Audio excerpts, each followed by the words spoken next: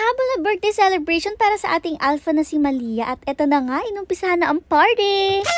Pinalabas na nga ating pack members ay si Ate Shamin pala yun. Ito na nga pinalabas na ang ating mga female na pack members kasi nga tapos na yung ating mga male. Kung di nyo napanood yung video, panoorin nyo sa video kahapon. Anyways, mga female naman yan na magsa-celebrate para sa birthday ng ating alpha na si Malia. Paglapas pangalan ni Thunder, ayan nakatingala na agad siya at kitang-kita na agad niya yung pagkain. Tumatayo-tayo na nga agad siya at inaabot-abot na niya. Grabe talaga ang katakawan. Maya-maya pa ay nagsisunuran na rin sa kanya yung iba. Ayan nga, naamoy-amoy ni Queen Blue pero doon niya inaamoy sa may balloon. Ganito nga rin yung ginawa ng kapatid niyang si Kelvin kahapon. Tapos tingnan nyo, pati si Athena sa balloons umaamoy. Hindi nga kasi talaga nila kita yung mga nakasabit. Basta ang alam nila, may naamoy silang masarap. Kaya naman nung una medyo limited yung kulitan nila kasi mas nagfo-focus sila dun sa naamoy nila. Nintay nga lang muna namin na makapag-party silang lahat bago tayo mag-start ng party. Pinataas na nga dito sa ibabaw ang ating birthday girl na si Malia at saka si Cyber kasi ang plano kakantahan sana natin sila ng birthday song. Sinuotan na nga si Malia ng mga props at tingnan nyo ayaw pa niya magpasuot nung una. Pero dahil wala nga siyang choice, ayan pumayag na rin siya. Kakantahan nga sana natin siya ng happy birthday para naman mag-howling session ng buong pack members kaso nga wala sila sa mood. Ayaw nga ni Cyber mag-umpisa mag-howl siya kasi talaga dapat yung nag-uumpisa, susunod si Malia at saka mag-howl na lahat. Kaso di nga nila bet mag-howl ngayon kaya naman hindi na kami nakakanta ng happy birthday para kay Malia. At dahil nga hindi naman tayo makakanta, mag-proceed na tayo sa ating party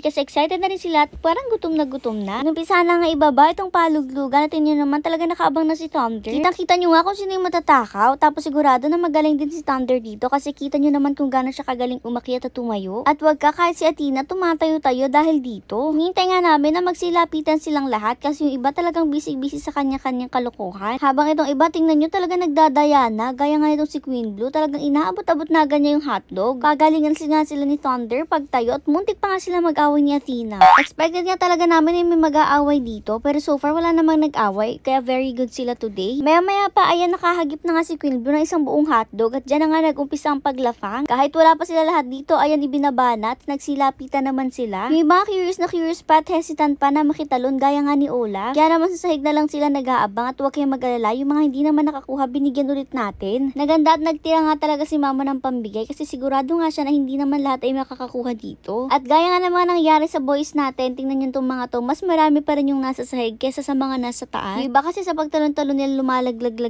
na lang tapos di na nga nila pinapansin. At grabe nga kasi sinaglit lang nila to, maya-maya ubos din talaga agad. At after nga nito, gaya na sinabi ko, pinagbibigyan din naman yung iba na mga hindi nakakuha. Kasi syempre, kawawa naman kung di sila nakatikim, ang talagang plano natin is makakain silang lahat. Nilagay nga lang natin sa ganitong paluglugan para naman mas interactive at para mas fun sa kanila. After naman nun, nagsipasukan na rin sila kasi nga magdi-dinner pa sila at ayun na nga ang ganap sa birthday ni Malia. So far, happy naman silang lahat sa mga ginawa natin. At yun lang muna for today.